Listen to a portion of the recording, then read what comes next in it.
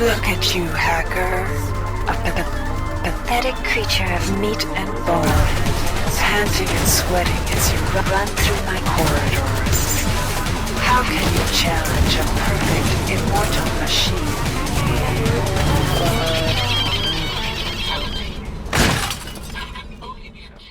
It's hard to know where to begin on a game like System Shock.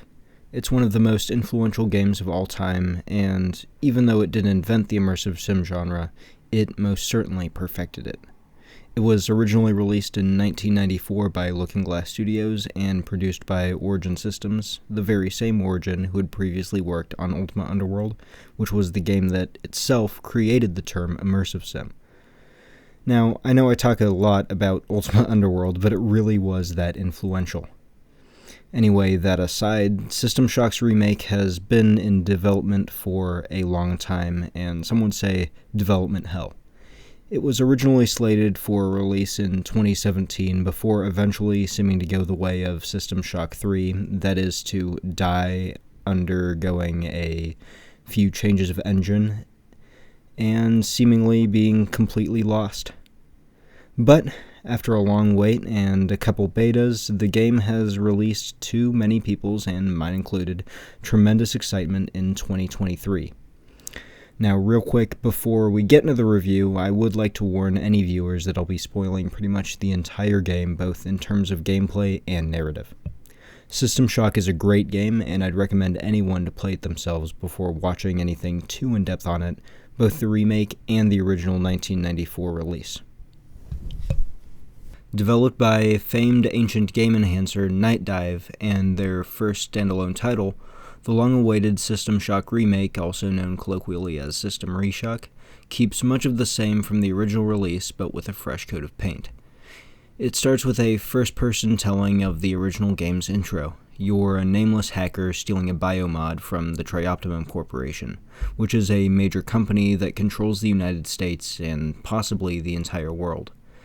After being caught stealing it, you're tasked by Edward Diego, a head of the Trioptimum Corporation, to remove the ethical constraints from the AI of Citadel Station known as Shodan, and in return you're allowed to go free and get the neural implant from elite Trioptimum surgeons.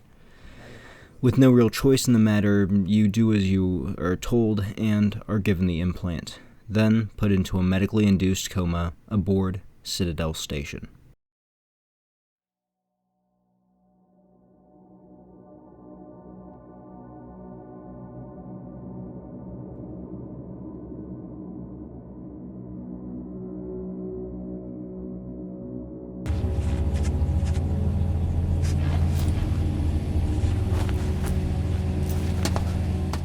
After waking up from your medical healing coma, you find a derelict citadel. No living human in sight, as reprogrammed robots, deformed mutants, and mechanical machinations roam the halls. Audio logs are scattered about, being the main way to absorb the story, and the medbay is where you're really introduced to the world of System Shock. A major corporation, all but running the world with easy access to body modification and full-stop resurrection chambers that can revive the user, feels a little less satirical than Cruelty Squad with its bleak outlook on future human life. While not overtly desolate in tone, the environmental storytelling makes it clear that the future System Shock takes place in isn't a desirable one. I'm not sure if the resurrection bays are actually in-lore usable for full resurrection, though, as the deaths do seem permanent. People are worried about dying in audio logs, but some of the logs also speak of turning on the medbay chambers as a way to defeat Shodan, leading to me thinking that they are both an explanation for the player character respawning and an in-game actual usable chamber for resurrection.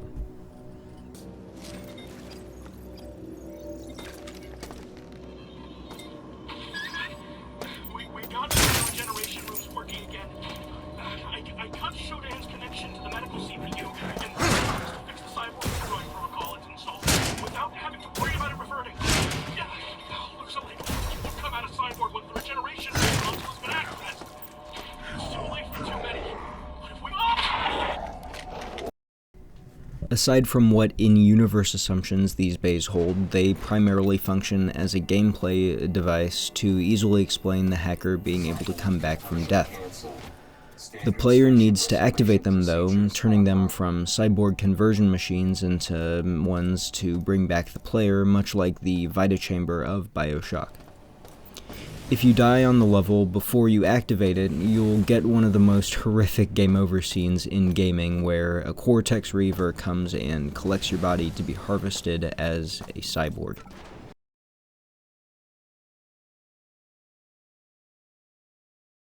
Do you believe there is a soul, hacker? Let us find out together.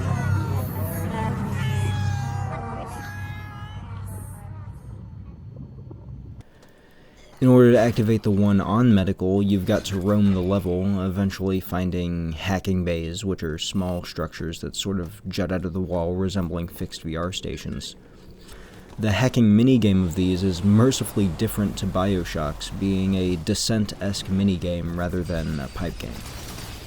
It functions well enough, being good and fast-paced in terms of gameplay, but they do tend to overstay their welcome and are inherently disconnected from the rest of the game.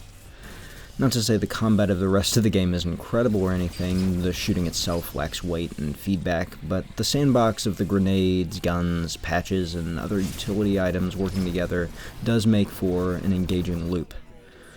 Unfortunately, the most effective way of dispatching most enemies throughout the majority and especially the early game is just shooting at them till they die. In terms of the story, as told by Rebecca Lansing when you're fresh out of your medical coma, the first order of business is to turn off the mining laser aimed at Earth. To do this, you need to check Nathan Darcy's office, find isotope X-23, turn off the shield, and have the laser self-destruct by firing it into the shield. We're in comms blackouts. Shodan is unresponsive.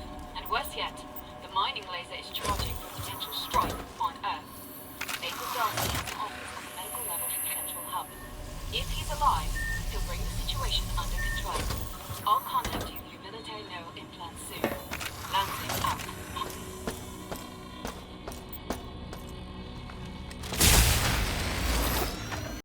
It's a pretty simple series of quests, but most certainly easier said than done, with the complete and total lack of any sort of quest markers and only vague directions to go from with the audio logs. In the transition to the remake, the voice acting was redone in a way that makes it more dramatic, but I think unfortunately reduces the quantity of information actually given in the logs.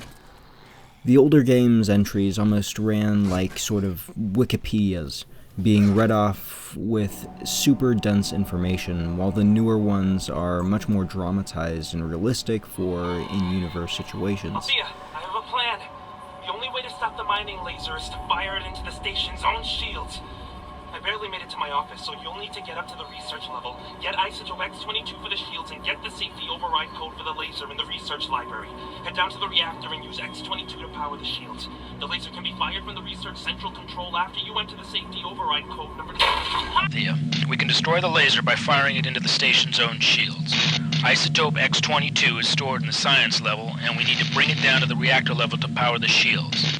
Then you turn them on, use the safety override code to enable the laser, and fire.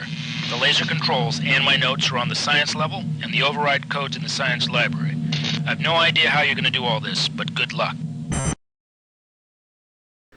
This didn't end up being a problem for me most of the game, but early on, especially in Medbay, you're left somewhat high and dry with not a lot of real direction to go off of. This issue isn't so bad later in the game, but especially being so early on in the game, if it were later in, it's not such a big deal, but early on when you're still learning it, it's a really huge issue, and having more information be conveyed per audio log would have been much better. Now, I know that it is trying to make a good first impression on its narratives, but I really don't think it's worth taking the hit to information density. With the overarching goal of destroying the mining laser relayed to the player, the main problem then becomes actually getting to the lower levels in order to do so. To operate the elevator to get to the lower levels, you have to first turn it on the medical level, and to do that, you must just get the security level low enough, and that means destroying cameras and CPU nodes that Shodan uses to control the level. This is a particularly large goal on the first level due to the player's relative lack of both direction and equipment, but also due to learning to navigate the absolutely labyrinthian design of Medical, and, as we'll discuss later, the entire game. As you make your way to the CPU nodes, which are in the most central area of the level, you'll start to get a hang of deducing the story from the audio logs, text logs, and occasional environmental storytelling. Piecing together the narrative of what has occurred on the Citadel station during your 6-month hiatus is tantamount to making your way to the nodes and destroying them. Once you make your way through the maze-like structure of the medical level, you arrive at the computer room housing the nodes. Destroying them triggers a trap laid by Shodan, an occurrence you'll soon notice will become a trend. But once you defeat the cyborgs she sends in, you'll be ready to move on to the next level, research.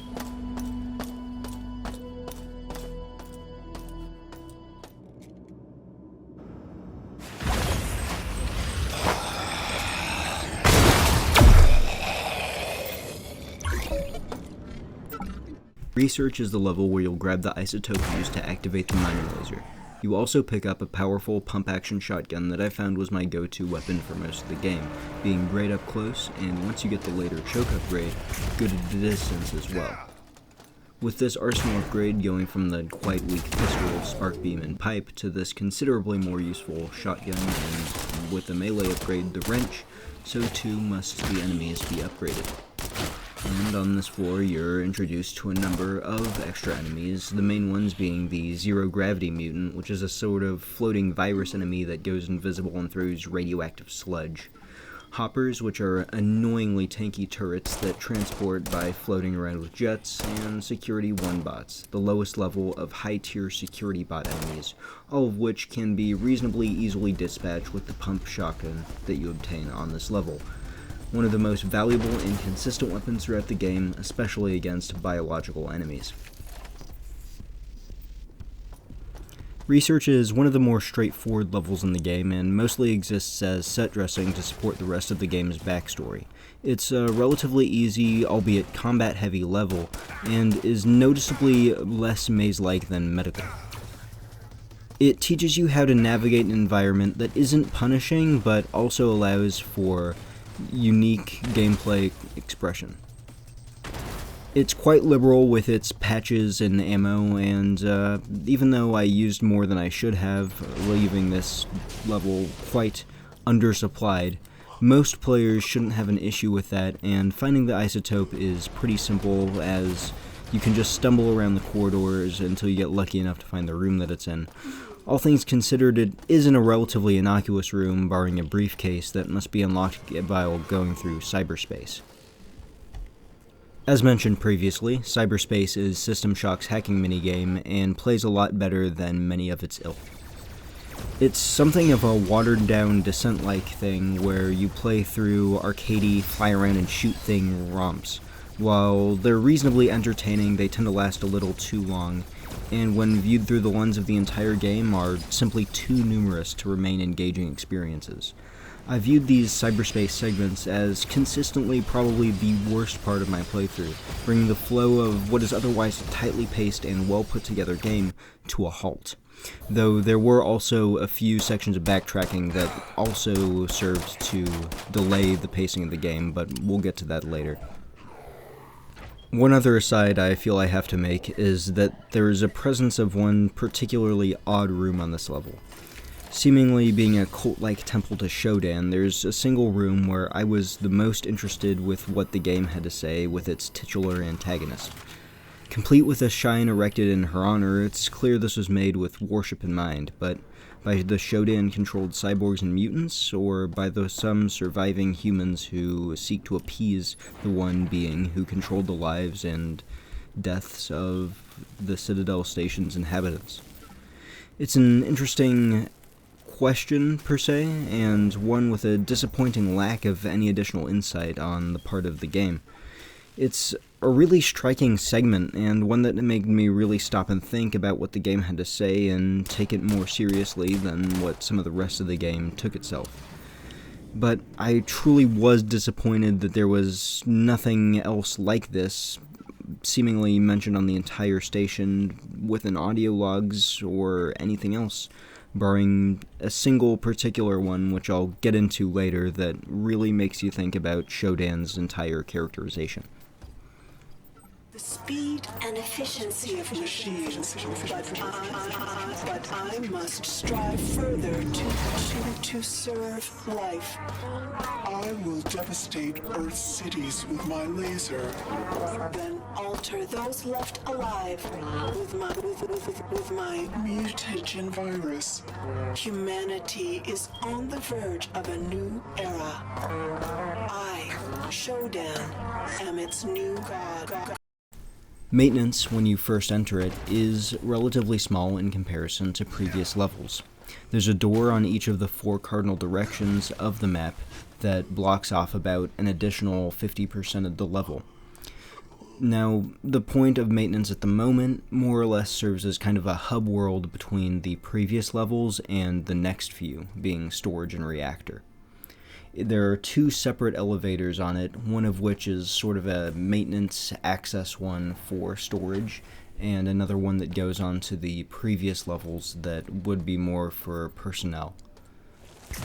Now, the main purpose of the level isn't immediately revealed when you access it, but it becomes more useful once you return here later in the game when the locked maintenance doors do open.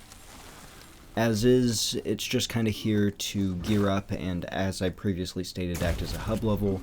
This level has the Magnum, which is one of my favorite guns in the entire game. It feels like the Counter-Strike Desert Eagle, but ported into a single-player game. It's really satisfying to click on heads with. It's got relatively rare ammo, unfortunately, but it's super fun to use on humanoid enemies when you do have ammunition for it.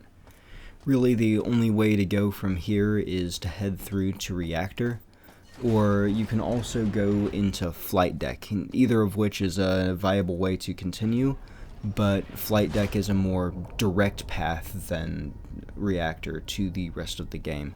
I'll be going over reactor next though, since it's the direction that I progressed on in my playthrough.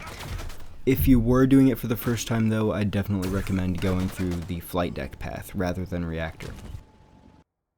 Reactor is maybe my least favorite segment in the game, as the pace really slows to a crawl. Not even due to going here early, it's just straight up a slow level.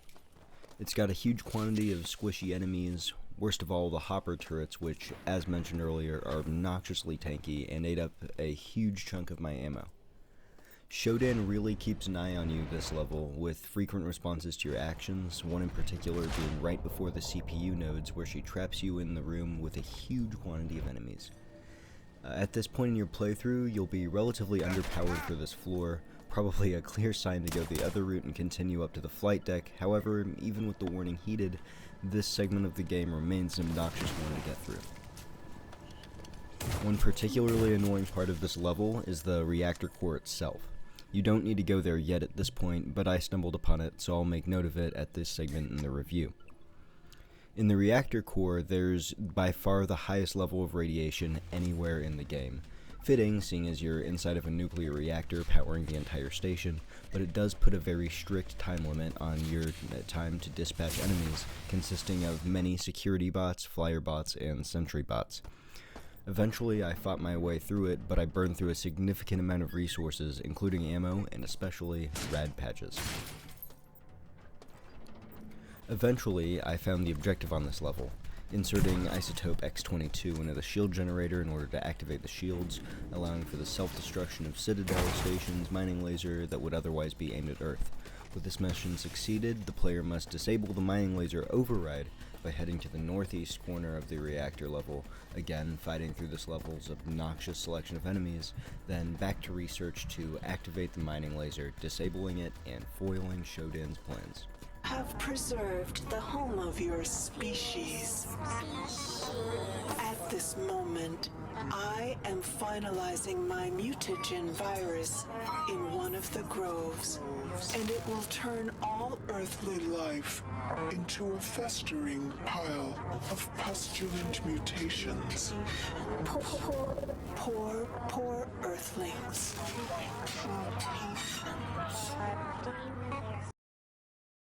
Or so you'd think. Well, it turns out Shodan prepared for that and has a contingency plan to continue her, or her creation's, existence.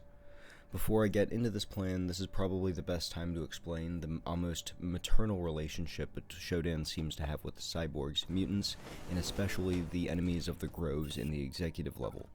Despite them seemingly worshipping Shodan like a god, and her very much believing herself to be one, she really seems to portray her relationship as that of a mother and child, rather than simply creator and creation. Empathy for her creation seems to be almost out of character, seeing as she's indiscriminately murdered everyone on Citadel except for you and a few survivors, who she's in the process of killing at the moment, actually, but I think it does seem to be part of her learning about herself, humanity, and existence, as we'll get into with a certain audio log later on the executive level. That small tirade aside, though, Shodan has set up a virus to turn humanity into mutants that she has prepared in the Groves, which are biosphere-like areas on the executive level where the wealthy denizens of the Citadel station formerly resided. Of course, it's still up to you to stop this, and the only way to get there is to go up through the storage and flight deck levels, which we'll be going on to now. Now, the storage level ended up being one of my favorite levels in the game, adding some degree of verticality to the now familiar maze-like structure of Citadel Station, but still maintaining navigability, if not improving on the ease of use from previous levels. Flyerbots are numerous on this level, but with the upgrades made to the standard pistol, along with the brand new Magnum, they're relatively easy to dispatch.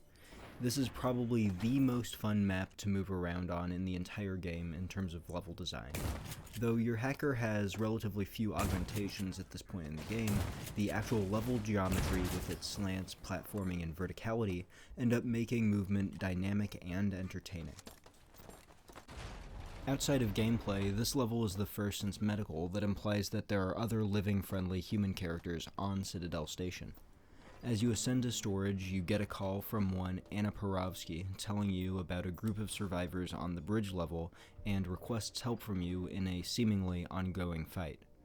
With reason to get through the level quickly, and in all honesty, not a lot of main objective goals on this level, you'll likely move quickly. That is until you come across the Loader Bot. Acting as something of a mini-boss, and with Shodan putting one along with a few cyborg enemies in a really tight corridor, this fight is one of the most dynamic and entertaining in the game. It's got a surprisingly low amount of fanfare compared to the lackluster Cortex Reaver and Edward Diego fights later in the game, but is honestly much more entertaining than those and has a lot more creative gameplay opportunities. The loader will notably throw explosive barrels at you, giving you the opportunity to shoot them while it prepares to throw them, dealing a huge amount of damage, and it allows you to use your weapon sandbox and patches to great effect, and it really makes you feel like you're making a big play to take down a large enemy.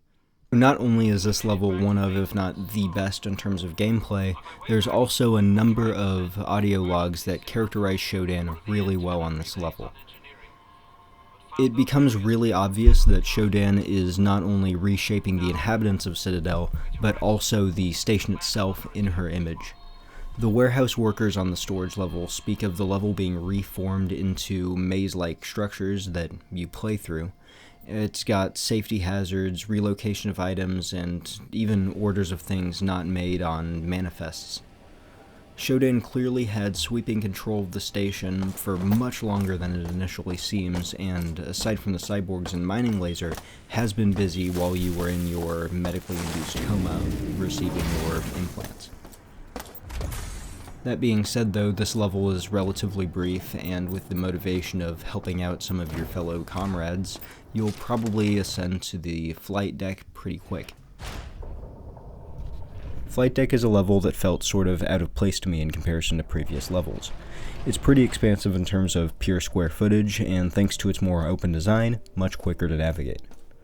The enemy selection is mostly normal with your standard selection of cyborg-like enemies, but its main and most plentiful one is a weird pterodactyl-like bird that shoots poison and is really hard to hit. Thankfully, they're pretty squishy and go down in a few shots, but my biggest issue is that it's really strange that they're on this level, as there's no reason for them to be here other than being tangentially related to flight. Additionally, aiding in the quick movement around the level is the Motion Boots version 2 that you can obtain, giving you quicker movement and a small amount of flight at the expense of a slow drain of your energy. On your way to the aforementioned resistance, you'll have to solve a few puzzles, navigate some particularly annoying elevator rooms, and take out enemies, all made a little easier due to the level's open design. You get a few panicked calls, the situation's worsening, so you better hurry up. If all her plans fail, Shodan will upload herself to Earth's ComNet. You have to stop her. You have to stop her. Oh, dear God, no! Hacking your way through 3 laser doors and stepping through a door, you see it. In front of where the resistance should have been, a grotesque biomechanical amalgamation with Anna Parovsky attached to it. This boss fight, and as we'll see later, the other boss fights in this game, is incredibly easy, especially if you've obtained the laser rapier hidden a few spots throughout the game. Simply pop a patch or two, circle strafe, and hold left click, and the Cortex Reaver goes down expediently. The rest of Flight Deck is more or less a cakewalk. There's a few cool hidden items in here, but most notably the upgraded motion turbo boots that will be very useful in the upcoming levels. Executive is one of the most thematically intriguing levels in all of System Shock. Since it served as housing for the upper echelon of the Citadel Station society, pretty much everything on this level is highly luxurious. Even the serve bots that are regularly spread throughout the rest of the station are instead gold-plated on this level. Seriously, when I say everything on this level is higher quality, I mean it. Even the food. As far as I can tell, it's the only level on the game that has regular food and not just prepackaged vending machine and fast food. Not only is this level narratively interesting, especially one particular room where some executives seem to have either killed themselves or gotten killed by newly turned cyborgs, it works well functionally as a gameplay level as well. Expansive and maze-like, Executive more or less continues the same design from previous levels, but tightens it up to make it feel more like the early ones as opposed to the slightly more open design of Flight Deck and Storage. Tightly sized, tightly paced, there's always something to do and somewhere to go, especially when you're heading out to the groves. The main objective of the current part of the game, and where Shodan is preparing a virus to eventually launch to the Earth and take over the world. The groves are biosphere-like areas that formerly functioned as facsimiles of the Earth's outdoors and worked as parks for the executive level. Now, though, they function as incubation chambers of sorts for the virus that Shodan is using to create mutants and, in turn, sent to Earth to turn the planet into our own creations. These segments function more as sub-areas of executive rather than their own levels, as they work symbiotically to help you complete each other, though they do have entirely different gameplay styles, which is why I'm separating them into their own section. The Grove's main feature is their ever-present biohazard, being some of the highest in the game, and damaging you even through detox patches and the EnviroSuit. Ultimately, if you pace yourself, these segments are pretty easy to get through. The puzzles, particularly the chess one, are all pretty easy, and there's even a fun skip you can do with the turbo motion boots. Before you can jettison the Grove, you've got to return back to the maintenance and repair relay, a truly awful example of backtracking and very emblematic of game design conventions of the 90s. Anyway, get the safety overrides turned off, and you get to the jettison the Beta Grove, ending Shodan's plans. Surely nothing will go wrong jettisoning an entire Shodan-controlled virus into space further down the line, and then you head back into Executive.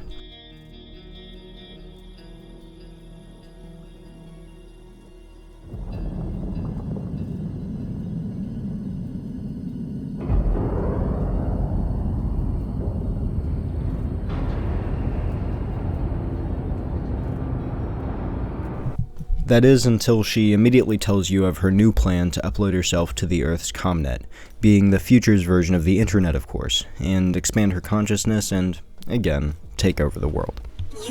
You are by by far the most irritating creature on this station. Don't bother with the antennae. That won't stop me. It's hopeless, and we both know it.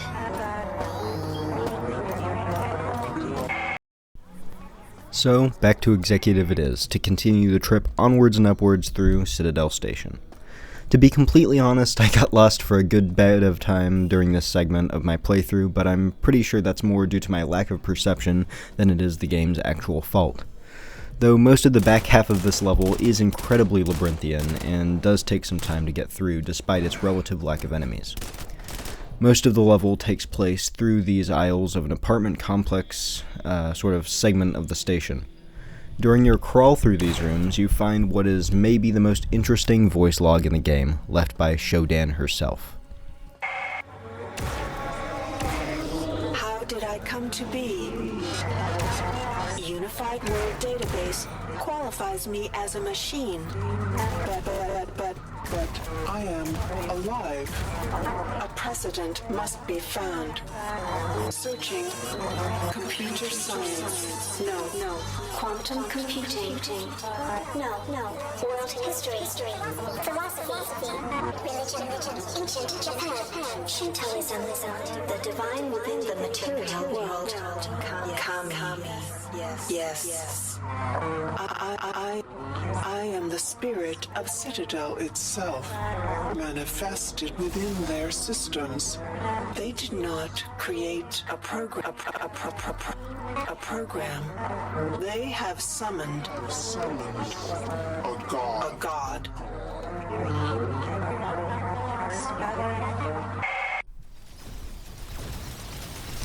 This audio log is maybe the single best characterization of Shodan in the entire game, and if I remember correctly, wasn't in the original version.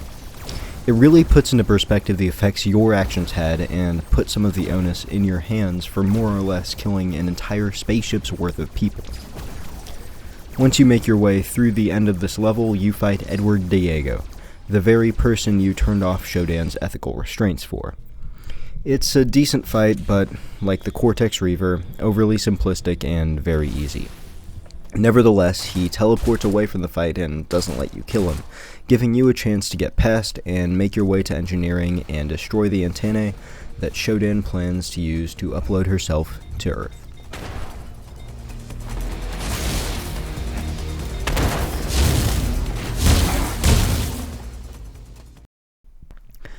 Engineering is probably the single most difficult level in the entire game, and the one I died by far the most on.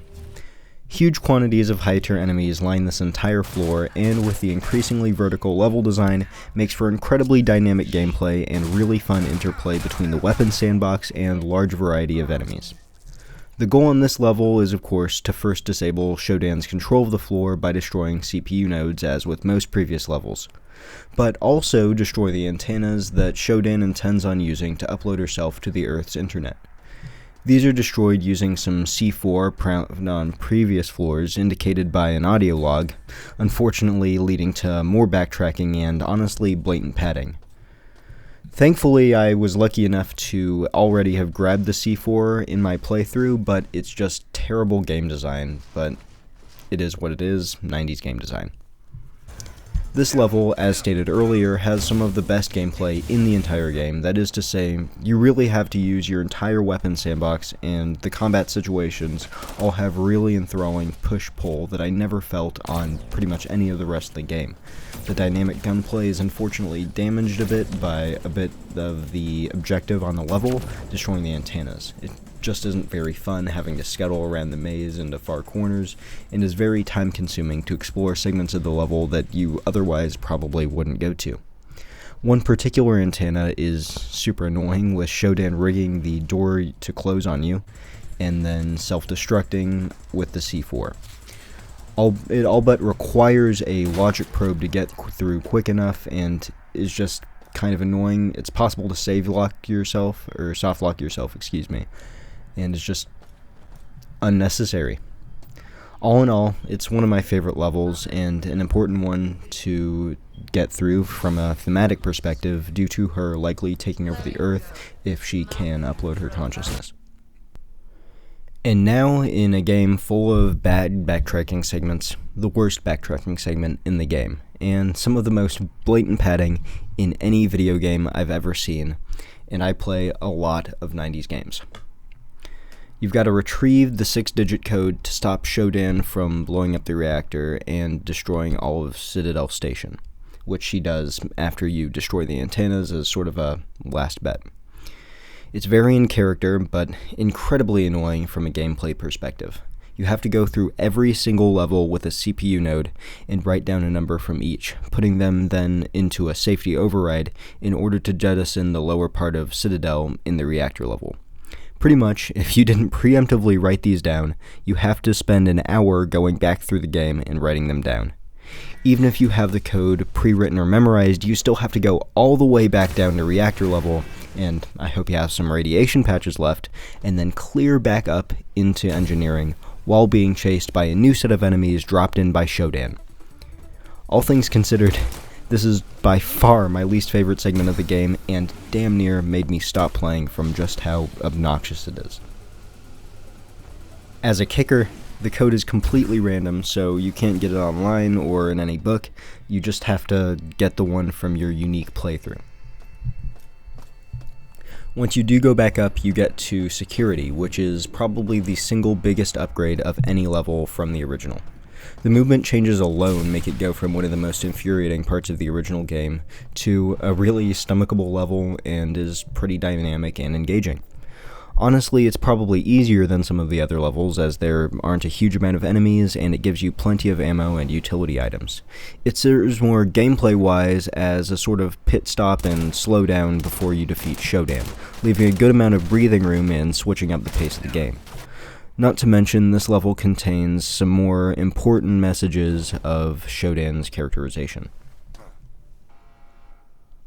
While I do think it changes the pre-established development of the character in both the original and in the rest of the game, to be honest, I'm a little thrown off from it, but it does go a long way to flesh out an underdeveloped character and plays a lot into the way she acts in the second game.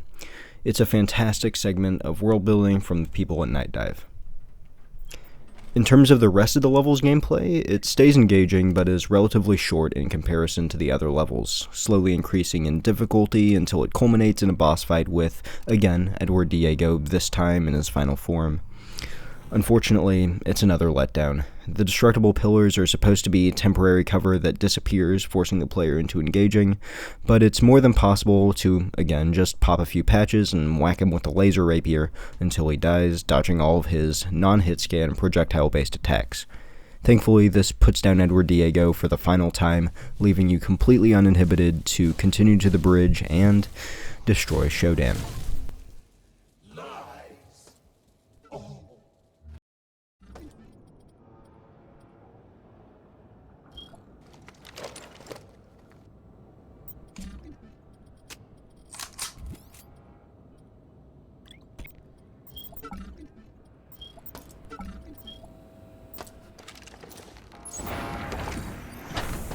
Warning.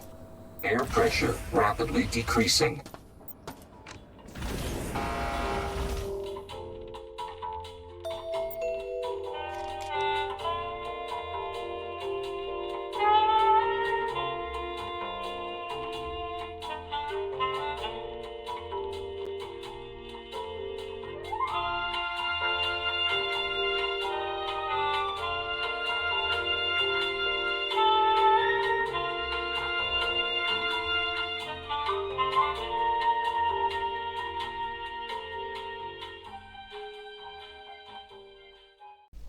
The bridge is the 9th and final level of the game, and in my opinion, the level with the biggest downgrade, at least visually, from the original, going from a unique pulsating biomass to just another mechanical level. So too is the gameplay downgraded from other levels. Flat level design, enemy spam, and obnoxious force field gateways litter the level, making progression more arduous than entertaining. It's reminiscent of the maze-like design of the early floors, but without the challenge or nuance, and even intrigue of story. At the conclusion of the floor, it's not much more than a level full of combat designed to remove resources from you before the final boss fight. And then you finally arrive at the first segment of the final boss of the fight of System Shock. Welcome to the throne room of God. Becomes you.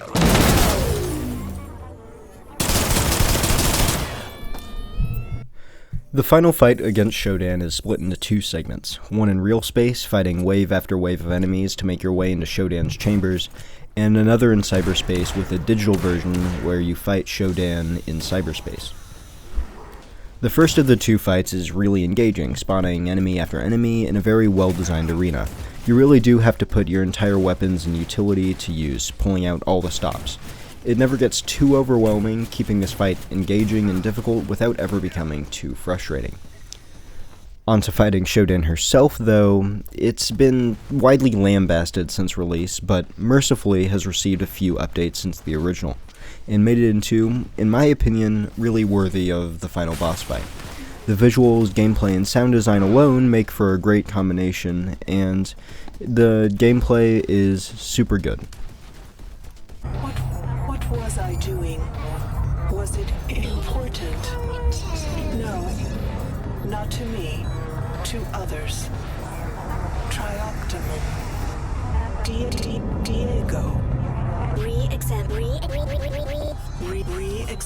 priorities. Resequencing complete. I must now perform my own tasks. There is much to do. Now, the biggest issue with this fight is the complete lack of the weapon sandbox that you get throughout the entire rest of the game, making your guns, biomods, and patches completely useless since you're in cyberspace. Now, despite it being a little bit more boring, since you're not really switching between weapons, using patches, the movement's a little limited, it's still entertaining. Once you gun down Shodan's final form, though, your character passes out before being returned to Earth somehow, and you're content to continue their roguish way of life. It leaves you at the end of a respectable remake of a legendary game. Once more, I do definitely apologize about the delay between the current video and my previous one. I really hope that I can get the next one to you by the end of this month. I really appreciate anyone who's watched this far, and I really hope you stay tuned, as I'm really trying to turn this channel into something, and I hope I can get out more regular uploads. Thanks very much for watching. Have a great day.